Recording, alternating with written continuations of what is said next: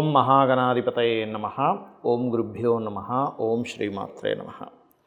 మనం ఈరోజు అందరినీ పట్టి పీడిస్తున్నటువంటి అంశం ఏమిటి అంటే అప్పులు, రుణము, రోగము, శత్రుత్వాలు.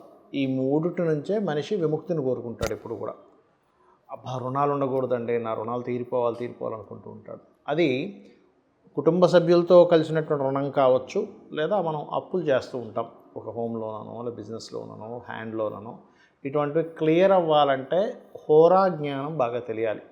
అదేవిధంగా మీ లగ్నం నుంచి, లేదా లగ్నం నుంచి తెలియదండి మాకు లగ్నం తెలియదు అనుకునేటువంటి వారు రాశి నుంచి పంచమాధిపతి ఎవరు, పంచమ స్థానాన్ని ఏ గ్రహం ఉంది, దాన్ని బట్టి మీరు ఏ హోరల్లో మీరు నేను చెప్పినటువంటివి చేసినట్లయితే మీ యొక్క లగ్నానికి తొందరగా మీరు రుణం విముక్తి నుంచి, రోగ విముక్తి నుంచి, శత్రు విముక్తి నుంచి బయటపడతారు అనేటువంటి విషయాలు. అయితే దాని పారామీటర్స్ ఏమిటి అంటే దానికి ఉండే కండిషన్స్ ఏమిటి, అదేవిధంగా ఎటువంటివి జాగ్రత్తలు తీసుకోవాలి అనేటువంటి విషయాల్ని చెప్తుంది నేనైనప్పటికీ కూడా చెప్పిస్తుంది సాక్షాత్ లలిత అమ్మవారిగా భావిస్తూ ఒక్కొక్క లగ్నం గురించి మనం ఇప్పుడు తెలుసుకుందాం. కుంభలగ్నము, కుంభరాశి. కుంభం వారికి కనుక చూసుకున్నట్లయితే మీకు పంచమ స్థానం అనేటువంటిది మిథునం అవుతుంది. సర్వసాధారణంగా కుంభం వారికి ఏంటంటే వీళ్ళకి పూర్వజన్మ కర్మస్థానం అనేటువంటిది కాస్త గురువులతోని, తల్లితో ఎక్కువగా లింకప్ అయి ఉంటుంది.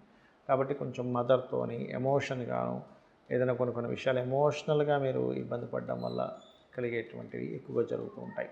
కాబట్టి ఎమోషన్ కంట్రోల్ ఎక్కువగా మీరు చేసుకుంటూ ఉండాలి. అయితే కుంభం వారి కాస్త సీక్రెసీ బాగా మెయింటైన్ చేయగలుగుతారు. ఏదైనా రహస్యంగా ఉంచాలంటే వీళ్ళ తర్వాతే. అయితే ఎవరికో ఇంకా కుంభరాశిలో ఉండే గ్రహం వక్రిస్తే చెప్పలేము. వక్రిస్తే ఏమవుతుందంటే సీక్రెట్ రివీల్ అయిపోతుంది అనమాట అక్కడ. అది అలాగే మరొక విషయం ఏంటంటే ఇక్కడ కుంభం వారికి అంటే మీకు రుణరోగ శత్రు సంబంధించినవి బాగా తగ్గాలి అనుకుంటే మాత్రం మీరు చేయవలసింది ఎక్కువగా విష్ణు సహస్రనామాలు ఎక్కువగా చేస్తూ ఉండాలి. ఎంత విష్ణు సహస్రనామాల యొక్క శ్రవణము, పఠనము చేస్తారో మీకు అంత చక్కటి ఫలితాలు వస్తాయి. అదేవిధంగా పంచమంలో మీకు మిగతా వేరే గ్రహాలు ఉన్నాయనుకుందాం, అంటే రవి, చంద్రుడు, బుధుడు, కుజుడు, అప్పుడు ఆ గ్రహ సంబంధించిన ఆరాధన ఇంకా ఎక్కువ ఫలితాలు ఇస్తుంది. అయితే మీరు 6లో చంద్రుడు ఉండడము సహజంగానే 6వ స్థానం అనేది పూర్వజన్మ కర్మస్థానంగా చెప్తుంటారు. కాబట్టి 6లో కనుక చంద్రుడు ఉన్నట్లయితే, చంద్రరాశులు ఏదైనా గ్రహాలు ఉన్నట్లయితే ఎక్కువగా మనసుతో సర్వసాధారణంగానే ఏదైనా రెమెడీ చేస్తున్నాం అనుకోండి, మానసికంగా ఎక్కువ చేయాలంటూ ఉంటారు. కాబట్టి ఏంటంటే మీకు ఒకవేళ కుదరలేదు, పలానా దగ్గర దానం ఇద్దాం అనుకున్న ఆ వారం కుదరలేదు, మానసికంగా మీరు దానం ఇచ్చినట్టుగా ఫీల్ అయితే కూడా ఎక్కువగా పనిచేస్తుంది కుంభం వారికి. అలాగే 6లో అధిక గ్రహాలు ఉన్నట్లయితే వాటికి సంబంధించిన దానాలు వీలున్నప్పుడల్లా ఇస్తుంటే చాలా మంచిది. అయితే ఇక్కడ చాలామందికి దానం ఇవ్వడానికి మాకు స్కోప్ లేదండి, మేము విదేశాల్లో ఉన్నాము, లేకపోతే ఇక్కడే ఉన్నాము, ఇండియాలో ఉన్నాం కానీ తీసుకునేవారు లేరు అనుకున్నప్పుడు నువ్వులు మాత్రం గోవులకు తినిపించకూడదు. వేరే పదార్థాలు వాటికి ఇప్పుడు గోధుమలు ఇస్తున్నాం అనుకోండి, గోధుమ రవ్వ గోవుకు పెట్టచ్చు. బియ్యం ఇస్తున్నాం, బియ్యం పిండి పెట్టచ్చు. కందులు ఇస్తున్నాం దానంగా, అలాంటప్పుడు క్యారెట్స్ తినిపించవచ్చు. ఇలా దానికి ప్రత్యామ్నాయం అనేటువంటిది కూడా చేయొచ్చు మీరు గోవులు తినిపించడం. కానీ నువ్వుల ప్రదేశంలో మాత్రం నువ్వులు తినిపించకూడదు. అది ఏదైనా ప్రెగ్నెన్సీతో ఉన్నట్లయితే ఇబ్బంది అవుతుంది. కాబట్టి నువ్వుల ప్రదేశంలో బెల్లము తినిపించవచ్చు, గుర్తుపెట్టుకోండి. అయితే మీరు బుధహోరల్లో తీసుకునే నిర్ణయాలు, బుధుడు కనుక బాగుంటే మీ పంచమాధిపతి, అదేవిధంగా బుధహోరల్లో మీరు ఏదైనా ఒక ప్లానింగ్ వేయడం ద్వారా చక్కగా మీకు ఆ ప్లానింగ్ ఇంప్లిమెంట్ అవ్వడం ద్వారా చక్కగా కలిసి రావడము. సర్వసాధారణంగా బుధహోర కూడా వ్యాపారాలకు వాడుతూ ఉంటారు. అయితే ఆ వ్యాపారాలకు వాడేటప్పుడు బుధుడు ఆ రోజు గోచారంలో ఎలా ఉన్నాడు అనేటువంటి దాన్ని చెక్ చేసుకొని వ్యాపారాలకు వాడాలి. అప్పుడు మరింత మంచి ఫలితాలు మీకు కలుగుతాయి. ఇక్కడ కొన్ని కండిషన్స్ గుర్తుపెట్టుకోండి. ఏమిటది అంటే, ఒకటి మీకు పంచమంలో ఏ గ్రహం ఉంది. పంచమం అంటే లగ్నము అని ఉంటుంది మన జన్మజాతకంలో. లగ్నం నుంచి 5వ స్థానం పంచమము అంటే లగ్నం ఒకటైతే ధనస్థానము, మన భాతృస్థానము, చతుర్థ స్థానము, పంచమ స్థానం. ఈ 5వ స్థానంలో ఏ గ్రహం ఉందో చూసుకోవాలి. ఆ గ్రహం మీకు మీ యొక్క రుణము, రోగము, శత్రుత్వాల నుంచి బయటపడేసే క్యాపబుల్ కలిగి ఉంటుంది. ఇప్పుడు మనం చూడండి, రకరకాల ట్యాబ్లెట్స్ ఉంటాయి మెడికల్ షాప్లో. అన్ని ఔషధాల్లో కూడా మనకి బాగా పనికొచ్చేది ఏమిటి అంటే, ఏమైనా మీకు తలనొప్పి అయితే ఇది వేసుకోండి అంటాం, సారిడాన్ ఏదో.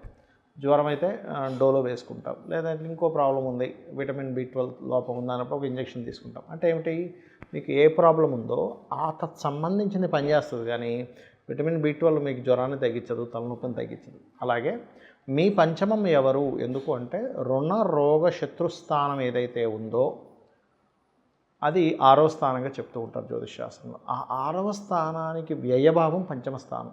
సరే పంచమంలో అస్సలు బాగాలేవండి గ్రహాలు, సెకండ్ ఆప్షన్ ఇంకేమైనా ఉందా అన్నప్పుడు 9వ స్థానం చూసుకోవాలి. 9 కూడా పాడైపోయిందండి మాకు అనుకున్నప్పుడు లగ్నంలో ఉండేటువంటి గ్రహాలను కూడా తీసుకోవచ్చు. ఇది ముఖ్యంగా గుర్తుపెట్టుకోండి. ఇక రెండవ విషయం ఏమిటంటే పంచమంలో ఒక్కొక్క గ్రహాన్ని బట్టి ఒక్కొక్క పరిహారం చేసుకుంటూ ఉండాలి. రవి ఉన్నాడు అనుకోండి, సూర్య నమస్కారాలు చేసుకోవడం చేస్తూ ఉండండి.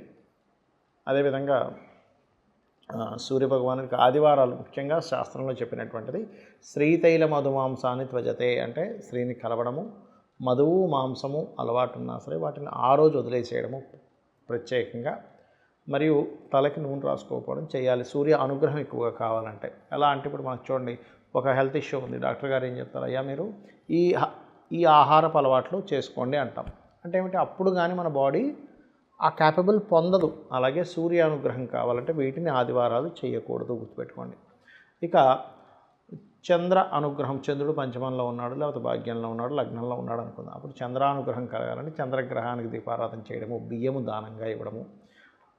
సూర్యుడికేమో తండ్రికి నమస్కారం చేసుకుంటే చంద్రుడికి తల్లిదండ్రుల్లో ఇద్దరికీ చేసుకోవాలి నమస్కారం అనేటువంటిది. చంద్రుడు ముఖ్యంగా తల్లికి కారకుడు, మనసుకి కారకుడు, కాబట్టి మెడిటేషన్స్ ఎక్కువగా చేయడము. అదేవిధంగా గోవులకి ప్రత్యేకంగా మీరు బియ్యపు పిండి తినిపించడం చేయాలి. ఆ సూర్యుడిదైతే గోధుమ రవ్వ తినిపిస్తుంది. అదేవిధంగా కుజుడు అనుకోండి, సుబ్రహ్మణ్యేశ్వర స్వామి ఆరాధన, పంచమంలో కుజుడు ఉన్నాడు మీకు ఉదాహరణకి, అంటే పంచమం రుణరోగ శత్రుస్థానాలను తగ్గించేదన్నాం కదా, హనుమాత్ ఆరాధన, సుబ్రహ్మణ్యేశ్వర స్వామి ఆరాధన, అందులో ముఖ్యంగా కుజహోరల్లో చేయండి. ఈ రవిహోర చంద్రహోరల్లో ఇందాక నేను చెప్పినట్టుగా రవి పంచమంలో ఉన్నా లేదా పంచమాధిపతి రవి అయినా లేదా చంద్రుడు పంచమంలో ఉన్న పంచమాధిపతి చంద్రుడైనా, ఈ హోరా ఎలా చూసుకోవాలి అంటే మీకు ప్లానెటరీ టైమ్స్ అని చాలా యాప్స్ ఉన్నాయి మనకి ప్లే స్టోర్లోకి వెళ్తే, అందులో హోరా యాప్స్ అని కొడితే చాలా వస్తాయి. అందులో ప్లానెటరీ టైమ్స్ కొంతవరకు బాగుంటుంది. అది మీరు తీసుకొని ఇన్స్టాల్ చేసుకొని అది ఎప్పటికప్పుడు మీకు చెప్తూ ఉంటుంది, ఈ పలానా సమయం నుంచి ఈ సమయం వరకు పలానా హోరా ఉంది అని. ఆ రకంగా కనుక మీరు చూసుకున్నట్లయితే కూడా మీకు తొందరగా ఫలిస్తుంది. ఇక అదేవిధంగా ఈ గొడవలు ఏవైనా మనకి గెలవాలనుకున్నప్పుడు కూడా కుజహోర బ్రహ్మాండంగా పనిచేస్తుంది జనరల్గా కూడా. అదేవిధంగా బుధుడు ఉన్నాడు పంచమంలో. ఈ బుధుడు ప్రధానంగా ఏంటంటే మీకు పంచమంలో ఉన్నప్పుడు విష్ణు సహస్రనామాలు చేయడం, అంటే విష్ణు సహస్రనామాలు వినడం కానీ చదవడం కానీ.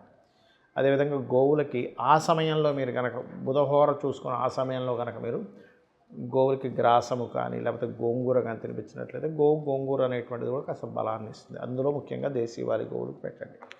అదేవిధంగా ఉదాహరణకి మీకు గురుగ్రహం పంచమంలో ఉంది, గురుగ్రహం ద్వారానే మీకు పూర్తిగా లైఫ్ అనేటువంటిది మారేది ఉంది. ఎందుకంటే పంచమం రుణరోగ శత్రుస్థానాలు తగ్గించే స్థానంగా చెప్పుకున్నాం.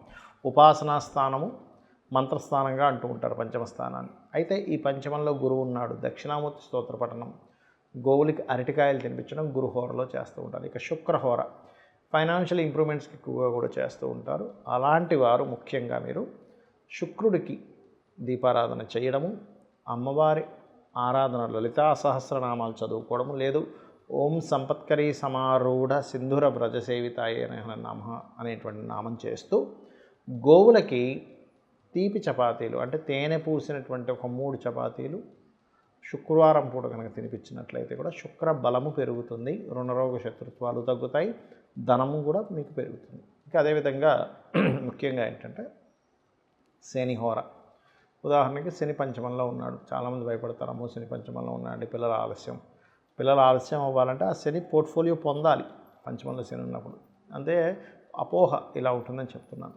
అలాంటప్పుడు మీరు ఏం చేయాలంటే శనిహోరల్లోనే గోవులకు బెల్లం తినిపించడము, నువ్వులు దానంగా ఇవ్వడము, నవగ్రహాలు శని భగవానుడి దగ్గర దీపారాధన చేయడం, ఇవి ఎక్కువగా చేస్తూ ఉండండి. ఇక రాహుకేతువులు ఉంటారు కానీ దీనికి హోరా ఉండదు, కానీ రాహు కానీ కేతు కానీ పంచమంలో ఉన్నప్పుడు రాహు పంచమంలో ఉంటే శనిహోరలో చేసుకోవచ్చు, కేతు పంచమంలో ఉంటే కుజహోరలో కానీ లేదా రాహు పంచమంలో ఉన్న రాహుకాలంలో మీరు రెమెడీ చేసుకోవచ్చు.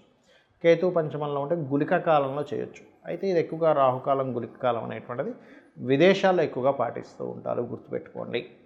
ఇక అదేవిధంగా మరొక విషయం ఏంటంటే గణపతిని ఆరాధించడం. కేతుగ్రహం సరిగ్గా లేదు అంటే మీకు కేతు పంచమంలో ఉన్నాడు, కొంచెం సహజంగా కేతు పంచమంలో ఉన్నప్పుడు కొంచెం ఆలోచనాపరంగా కొంచెం సంతానపరంగా కొంత స్ట్రెస్ ఉంటూ ఉంటుంది. గణపతి ఆరాధన ద్వారా పోతుంది. రాహు పంచమంలో ఉన్నాడు, ఎక్కువ భయాలు ఉంటుంటాయి. అమ్మో ఏమవుతుంది ఏమిటో అనేటువంటిది చిన్న తెలియని ఒక భయాలు మనల్ని వెంటాడుతూ ఉంటాయి. అటువంటప్పుడు దుర్గా ఆరాధన ఓం దుమ్ దుర్గాయ నమః అనే నామస్మరణ చేయడం అన్ని విధాల ఉత్తమం. అయితే ఇప్పుడు నేను చెప్పినటువంటిది ఏదైనా కానీ రెగ్యులర్గా చేయండి. ఒకరోజు చేసిన 4 రోజులు మానేస్తే దీని ఫలితం ఉండదు. హోరా యాప్లోకి వెళ్ళినట్లయితే హోరా ఎప్పుడు ఏ హోరా నడుస్తుందని చూపిస్తుంది. దాని పరంగా మీరు చేసుకున్నట్లయితే మీరు ఖచ్చితంగా మీ లైఫ్లో చేంజ్ అనేటువంటిది చూస్తారు. మీరు బాగుండాలని, అమ్మవారి అనుగ్రహం మీకు పరిపూర్ణంగా ఉండాలని మరోసారి మనస్ఫూర్తిగా కోరుకుంటూ శ్రీమాత్రే నమః.